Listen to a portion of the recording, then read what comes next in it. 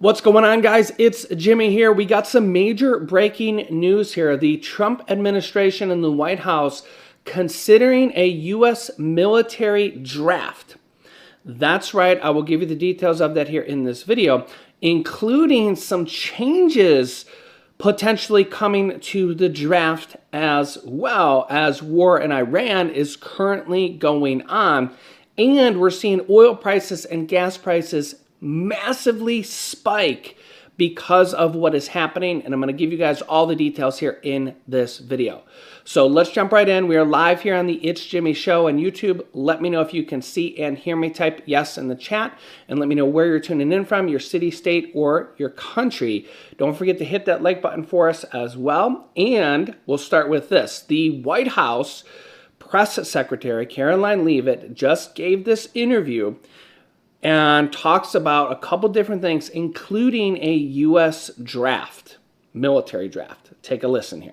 And of course, as the impact of this war is affecting American citizens and consumers through the increase in the price of oil, the president needs to walk a balance here. What is the president expecting to do to rein in those prices right now, where we are watching and waiting for those midterm elections in November? Well, the president is watching everything, both abroad through the demolition of the rogue Iranian regime through Operation Epic Fury, and of course here at home. And President Trump can walk and chew gum at the same time. You saw him this past week at the White House hosting a ratepayer protection pledge roundtable with big tech companies, AI companies, to talk about how they are picking up the cost of electricity bills across the country and American communities to drive down costs. The president inherited the worst affordability crisis in our nation's history from Joe Biden, and look at the progress he has made in the course of the past year. Now, with respect to what's happening with gas prices right now, this is a short-term disruption for the long-term gain of taking out the rogue Iranian terrorist regime and finally ending their restriction of the free flow of energy in the Middle East and in the Strait of Hormuz. And even with this short-term period throughout Operation Epic Fury, the president and his energy team are on the ball. They've announced political risk insurance for cargo vessels and oil ships that are going to be moving through the strait. They've announced that the U.S. Navy, if and when necessary, will escort those tankers to ensure that oil can move. The president is also tapping into our newfound market in Venezuela, where, again, there were a lot of panic-ins about that military operation, and look at the success. We are working in a cooperative manner with the interim authorities to bring that oil into the market as expeditiously as possible. And so, again, this is a short-term disruption. We're seeing a slight increase in oil and gas prices, but ultimately taking out the rogue Iranian regime is going to be a good thing for the oil industry, and those prices are going to come back down just like they have over the course of the past year because of President Trump's American energy dominance agenda. Yeah, I know that this was a major priority for the president right off the bat, coming up with that reinsurance plan in terms of ensuring that you can get traffic moving at a regular pace once again in the Strait of Hormuz. But oil executives are telling me that more security is needed. So we want to understand specifically when we might see a let up here. It feels like the Iranians are threatening the U.S., saying, yeah, come to the Strait. We welcome you to actually ramp up the fight.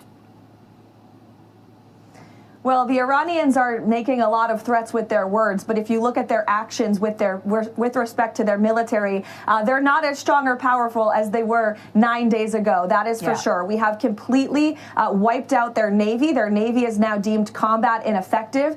Their retaliatory strikes with ballistic missiles has decreased 90%. And as their attacks are decreasing, the power and prowess of the U.S. military is increasing. And so we are going to continue to completely obliterate the rogue Iranian regime and ensure that they can never possess a nuclear weapon, that their ballistic missiles can no longer threaten U.S. personnel and our assets in the region. And the mere fact that Iran is now pointing their capabilities at their Gulf partners in the region who have tried to remain neutral and at peace with them for many years, they're targeting civilians. It just underscores the point that this operation was necessary, not just to protect the American people and our assets and troops and bases in the region, but also to ensure a truly safe and prosperous Middle East for the rest of the world. And President Trump is the first president in nearly 5 decades to actually have the courage to do this, and he should be commended for it.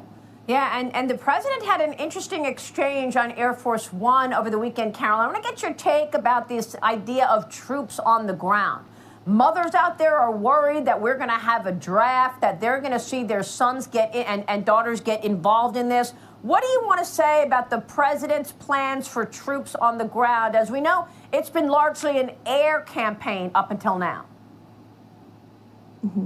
It has been, and it will continue to be, and President Trump wisely does not remove options off of the table. I know a lot of politicians like to do that quickly, but the president, as commander-in-chief, wants to continue to assess the success of this military operation. It's not part of the current plan right now, but the president, again, wisely keeps his options on the table. But as commander-in-chief, there's no greater priority or responsibility to this president than, of course, protecting the American people and protecting our troops and our bases in the Middle East, which Iran has been threatening for 47 years. They have killed and maimed thousands of American soldiers, and President Trump was not going to allow Iran to attack our bases and our troops and our men and women in the Middle East first, and that's why he took this historic action by launching Operation Epic Fury.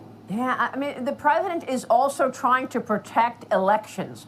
So in the middle of all of this, he is talking about the SAVE Act, Caroline. So White House press secretary says that the draft is on the table. They won't take it off the table and is a very real possibility.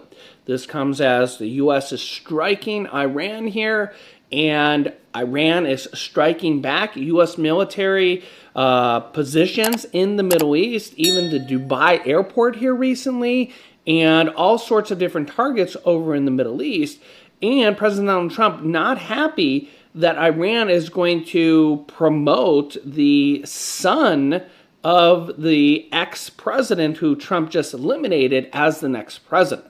And the U.S. could be making new changes to the draft rules here as this new information comes out, as Caroline Leavitt refuses to rule out a U.S. military draft.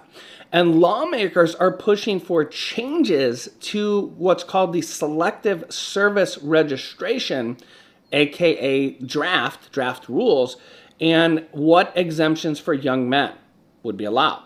Fears of a U.S. military draft has resurfaced with Iran, and lawmakers are pushing for changes to how the draft happens.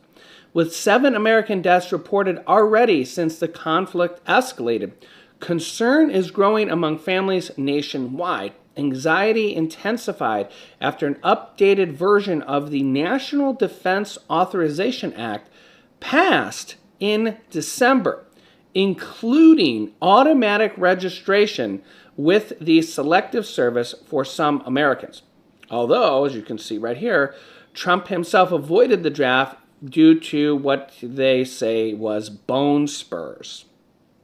Under the current law, all male U.S. citizens and male immigrants aged 18 to 25 must register with the Selective Service System, a database used to track those who could be called up if a draft were reinstated. It comes after a chilling map revealed the 4 safest U.S. states to survive during a nuclear attack. This new measure would automatically allow the government to automatically enroll eligible men rather than requiring self-registration. Officials say certain groups could be called up first if a major crisis forced a return to compulsory service. The debate reached White House amid fears from parents, particularly mothers, about their children being sent to war. Exemptions for the draft for men between 18 to 25 includes non-immigrant men in the U.S. on student, tourist, visitor, or diplomatic visa, men already serving on active duty, cadets or midshipmen at U.S. service academies, or certain military colleges are not required to register. Some groups often thought exempt still must sign up. Clergymen and male students preparing for the ministry must register. Sole surviving sons and only sons are also required to register. There is a misconception about that, though they could later receive deferments if a draft were reinstated. Currently, only men are required to register, though that could change as the Senate Armed Service Committee advanced a version of the defense bill, expanding draft registration to women as well. Let me know your thoughts on that here in the comment section. Should women be drafted as well?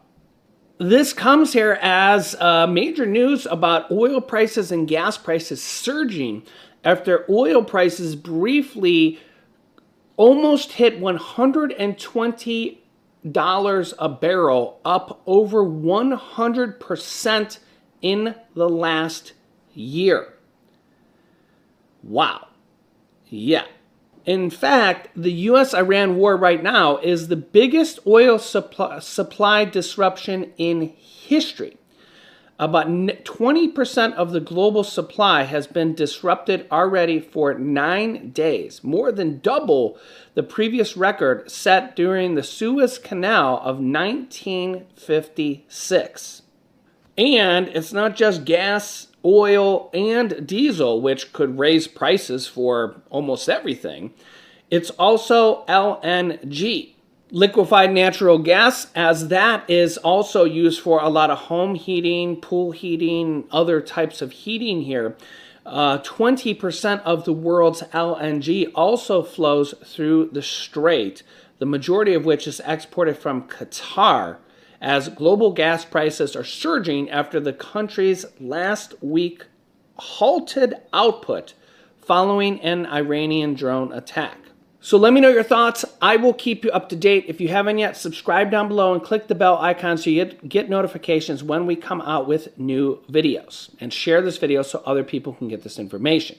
Click here for brand new details about Trump's $2,000 tariff refund checks here in this video. Thanks for watching.